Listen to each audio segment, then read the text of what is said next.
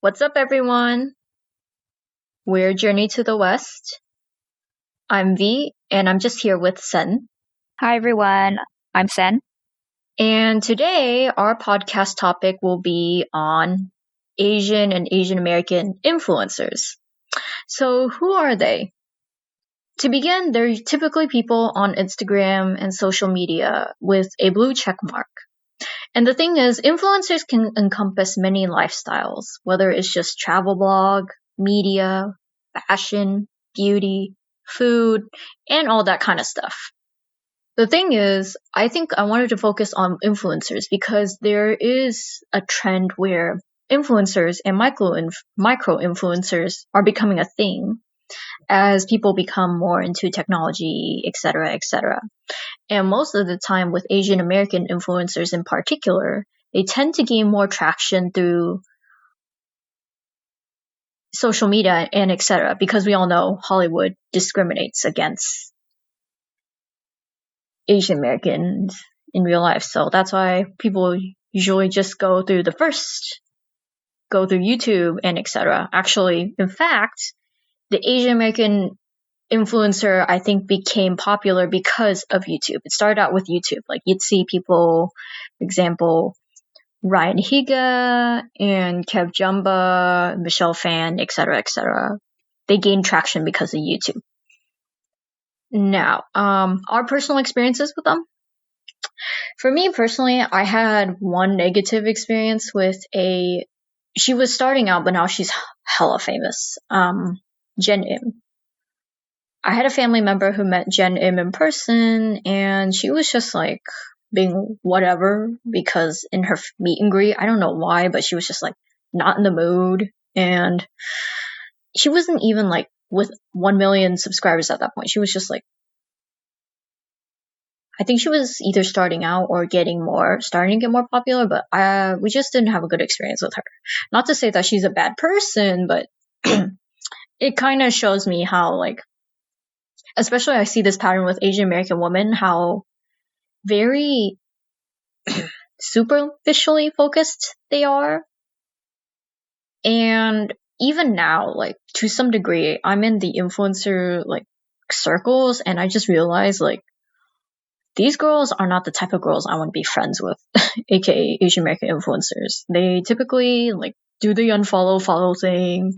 They also just like, and then, like, they're like, oh, look at me. And you know who they are. They're typically the girls with highlighted hair, that bleached blonde highlighted hair, that generic either ABG makeup look, or that very pink, soft, like, cutesy look. Like, there's no originality with them. At least with Asian American women who are influencers. They're so, like, they look the same. Like, don't you agree, Sen? I would like to talk about the significance of Asian beauty influences, especially for us young women, only because, like, at least for me, I didn't grow up with a lot of Asians in TV so much, so I mostly consumed YouTube, and at the time, Asian YouTube was, like, popping off. There were a lot of Asian creators towards the top, and as you all know, like, especially in recent years, we've seen a very big shift in who we see at the top. So we have a fucking Logan Pauls, and especially in the beauty community, we have, like, very problematic individuals like Jeffree Star, who's a known racist. He had his whole little documentary series about his little pity party, about his past and all that bullshit, but at the end of the day, he still exhibits a lot of, like, misogynistic and racist behavior. So when we look back, like, you know, a decade ago, we had people like Michelle Phan at the top. So, and I remember during my high school years, there were people like Promise Phan was, like, in the spotlight for a bit. Like, just a lot of Asian women at the helm of this beauty community, but I feel like with the way things are, and especially the way beauty community has changed, it used to be a lot more grassroots. It used to be more people in front of a camera, but now it's more about how you can monetize, how you get sponsorships, how you can push yourself as a brand and market yourself to potential companies that can use your image to promote their products, right? So with that in mind, the marketability of, people, especially white women, is a lot more higher. White men, even in this beauty community.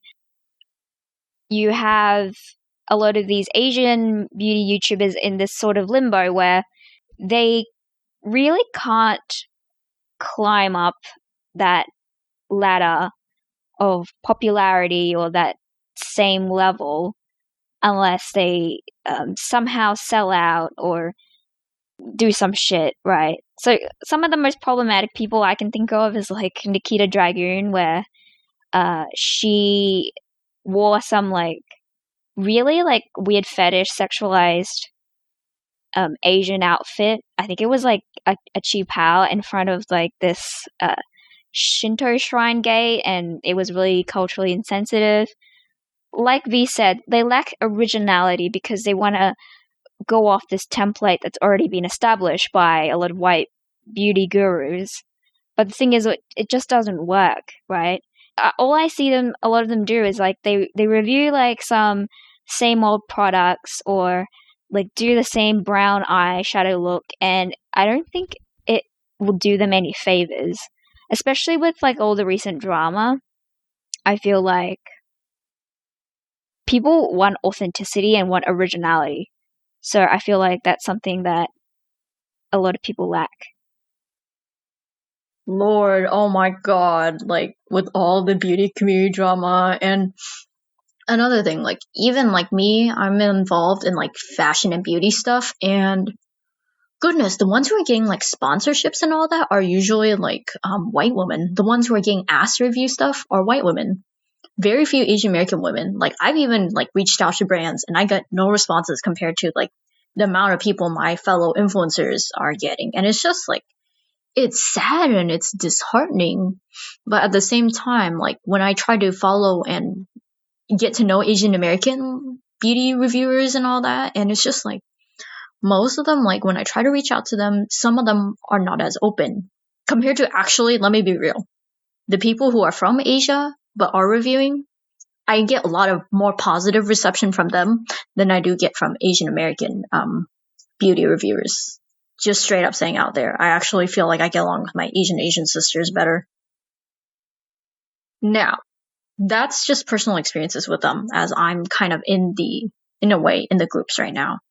But another problem I want to highlight with them is that most of them are who gain success, like they're so middle class and focused. For example, like let me give you an influencer name, Chriselle. Like she's really well known in the fashion field, but like most of the brands she sponsors are like, I can't afford, like Dior, Armani, Kylie Cosmetics, and it's just, and they also like the way for example, she's a fashion focused influencer. The fashion she dresses for people, like it won't look good on me because I'm not tall and skinny. My point is like, I think Asian American influencers really need to remember that their demographic is not typically skinny. Maybe not all of them can do contouring on their faces, or not all of them can, for example, just simply go out and buy something. Like it feels like they don't know who their audience is, and their audience that they're catering to is a small subgroup of middle class, even rich white women. That's my whole spiel on them. And so they, in my opinion, they do not encompass the Asian American experience when it comes to like, even some of them who bring up racism That's to this day. I'm like, work. oh, I hate. Boo-hoo, where were you? Where were you? I hate fake wokeness in the beauty community because like the problem is, and I think this really does extend to a lot of acquaintances and people I know in my peer group, because I'm in early 20s. And I was talking to some people the other day. I was saying that my friend was talking about drama with her friends, and they're literally like, one of them's getting engaged and got a huge ring, and then the other girl now wants to get married and went off to pick a ring for herself. And I'm just so sick of a lot of like women like indulging in mass consumerism and superficial materialism. And I feel like the beauty community definitely promotes that type of lifestyle. And a lot of, again, Asian American, Asian diaspora want to have that piece of the pie. They want to be famous. They want to be a social media influencer. But there's not a lot of talk about how toxic that can be. And it's just I'm just really sick of seeing that. It's so bougie as well. Sorry that I can't afford to get my product shipped from Korea. But luckily I have a friend who's nice enough to give me stuff. But I'm like, I know my shit. Not everyone can get that. And the thing is, that's why they don't encompass the poor people like me who are college. And then they be all like trying to appeal to us. And I'm like, I see your tactics. I see them. I smell them. And the worst thing is, as they gain more mainstream traction, they just become like horrible people. Not horrible, but just like, okay, you sell out. You sold out. What made you authentic is gone now. Except for people like Ryan Higa, I think a majority of Asian YouTubers, influencers, etc. has sold out. That's who they are. And as they gain more mainstream traction, they just become less Asian focused, which isn't.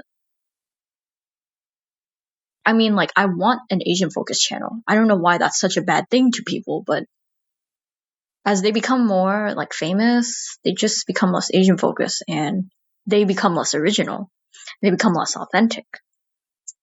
And another thing, what inspired me to do this was watching Jubilee. I don't know if you guys saw, but on YouTube, Jubilee's trending. Like yesterday, they were number 5 because of the Tinder experiment video they did.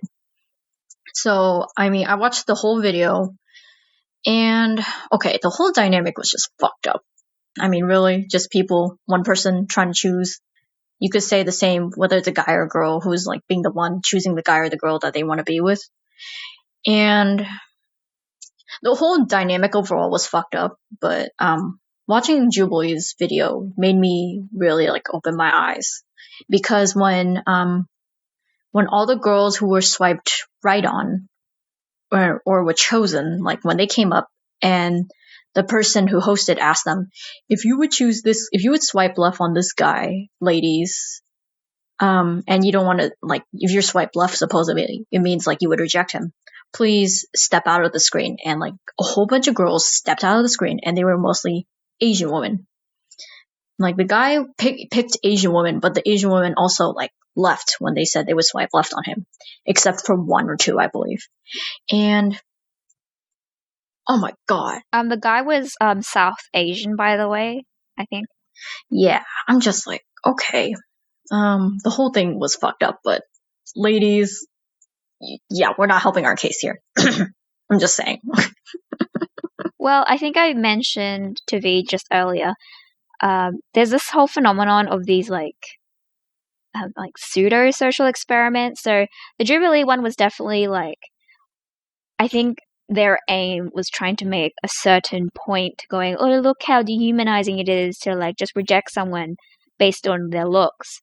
And I'm like, but the thing is, you're not subverting it by just doing it. You know, you're still doing it. You're still subjecting people, even if they're willing, to this type of thing. So I thought that was a bit weird. But I actually saw similar video from a Korean channel called Sulfur, I think. And it was like, not sulfur, but sulfur. But it was a Korean girl in the middle with like surrounded by Korean guys. And she just had this like little questionnaire / requirements of what she was looking for in a partner, and it consisted of like just general like, oh, I'm looking for a non-smoker, I'm looking for guys this age, I want my future partner to have a college degree, blah blah blah, just stuff like that. And it was like interesting to look at that because it's a little less dehumanizing. I mean, it's still kind of sad that you would, you know, not get to know the person as a person and just look at them as like a bunch of stats. But that was more interesting because it wasn't as weirdly dehumanizing as like what Jubilee did, because it's a bit, superficial. Oh yeah. Oh my god, those social experiments. I mean, whew, goodness. But I didn't like it overall, but I see why it had to be done.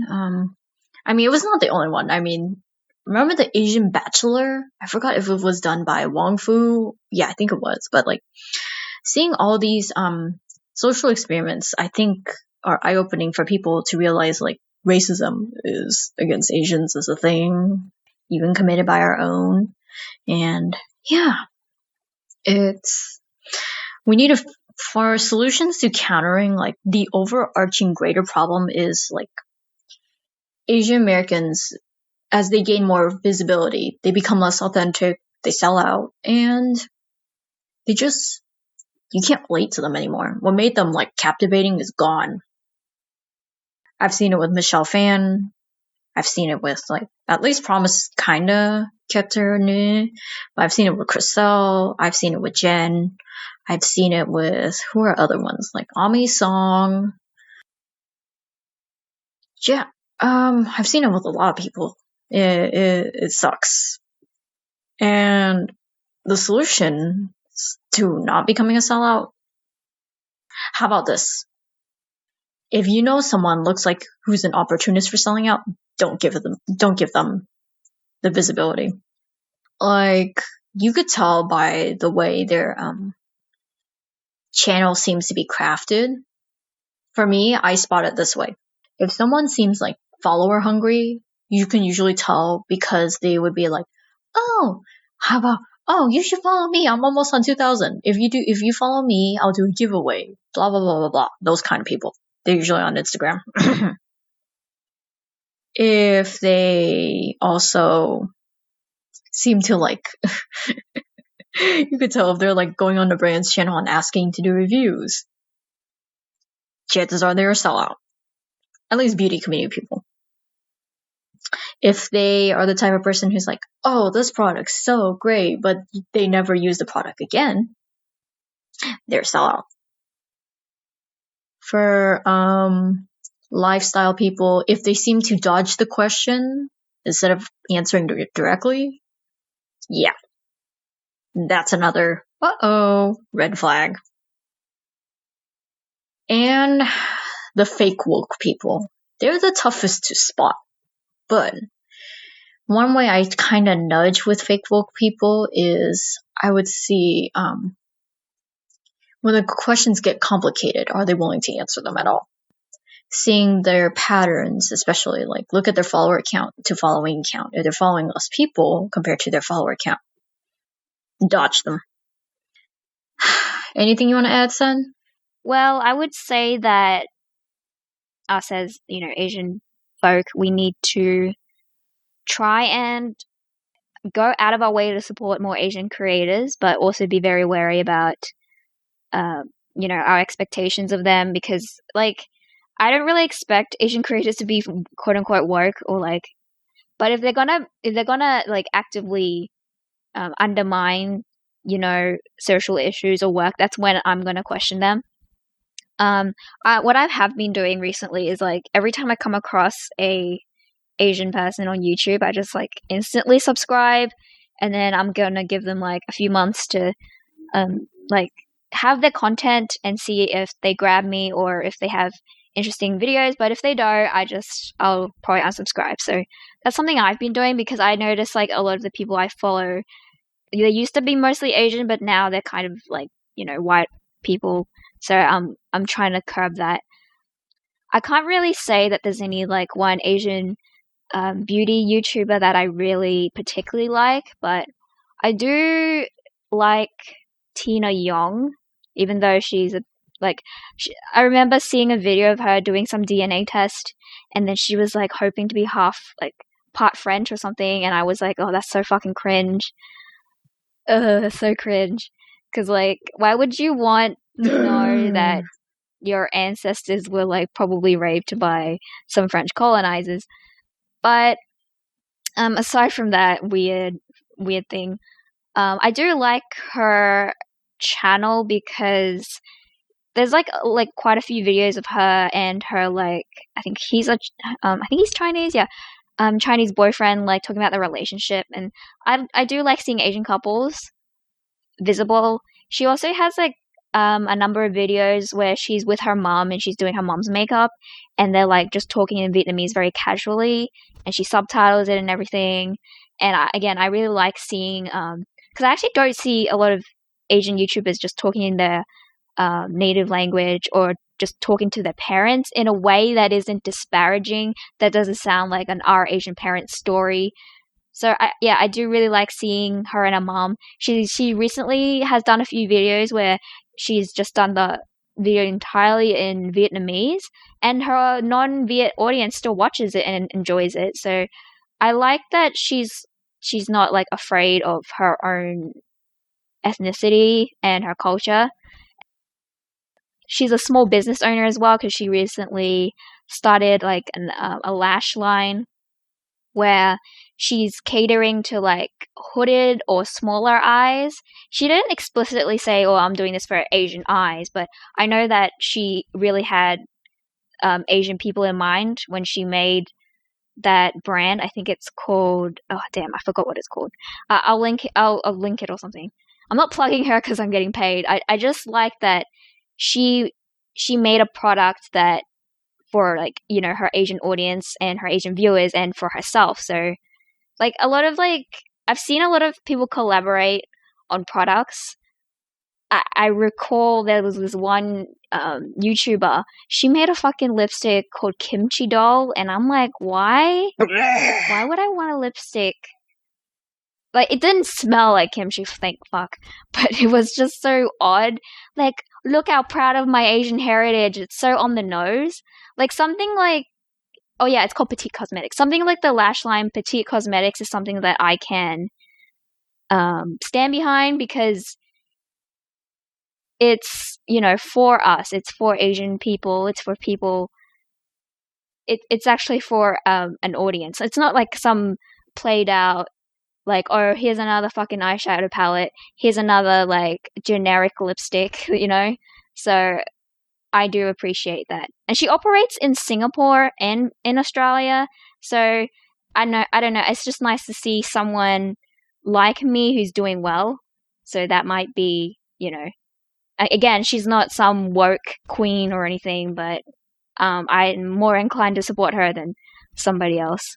For me personally, if there's someone with visibility, it'd be Promise Fan. I'd support her because, like, she has the creativity and she literally goes bold with her makeup and doesn't stick to generic brown eyeshadow. She actually goes all out. So I vouch for Promise Fan. For guy YouTubers, like, this is a little tough, but, like, I always stuck with Ryan Higa. And then also, if you like to support and appreciate guy stylists, Anke Tran, he's a hairstylist. I support him. Hong Vango is a makeup artist who actually does celebrity makeup, like Selena Gomez, from Miranda Kerr. He's done a whole bunch of celebrities. Like, oh my god, I love him. Hong Vango. I always try to go out of my way to support up and coming people. I'd also scan them carefully. It's not just on appearance, okay? By the way, just because a girl is blonde and Asian, even though I hate those kind of girls, I'm just like, it doesn't mean she's individually based on certain criteria. See their patterns. Like, do they actually, like, go, oh, if you follow my channel and you have this many followers, I'll do a giveaway. Like, those kind of people. Like, judge based on their actions, not on their hair color or eye color, which I do too, but I'm backing out now. But if you are a creator, if you're gonna be a sellout, just don't go to the Asian American community and try to sell out and just, like, be like fake woke with us. If you're gonna sell out, just get out of here. Let's say that. If you're not gonna sell out, if you're gonna at least attempt to be authentically Asian American focused, like, stick to it. Because in one way or another, you're going to be in a niche. Inevitably, it happens. There's no one who can go on multiple niches. You're just going to be niched. That's my personal experience. You're gonna be niched, deal with it, and capitalize on it. But be authentic about it. For example, Ors Cosmetics, which is hella bougie, but nonetheless focuses on Asian American women and their foundations and all that. Ors Cosmetics is actually coming up with like an Asian brand, like focused foundation and et cetera, et cetera, et cetera. So keep that in mind.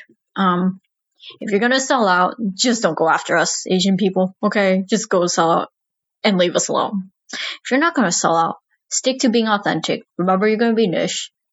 Just accept it. Okay. That's V. You could just follow the JttW podcast to keep posted. And Sen? I'm Sen. You can find me on Twitter at sen_TINT.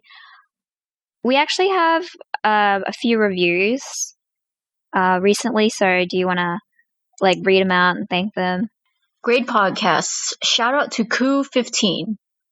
He said, or she said, great podcast with a lot of insight into Asian diaspora issues for Asians. Especially enjoyed the recent Asian feminism pod. Made me think a lot about race and gender and how they intersect. Thank you, Koo15. All right, and we have another review on by Han Chen's on October 22nd, 2018. Offers an authentic voice that is often missing from online discourses about Asian issues. At times, funny, angry, depressing, but always unapologetic. The show has gone a lot better over the time I've listened. Keep up the great work. Thank you, Han Chen's. And then we have an AMAF woman listener, Kianja1. Love the show. Surprisingly, I can relate to many things, and I'm also learning to dispel generalizations. The show for me is a mix between the read and pod Save the People. Thank you, Kianja1. Alright, anything else? Yay, we got a woman's. Yay. Yep. Okay. So that's it. Thank you, everybody, and bye.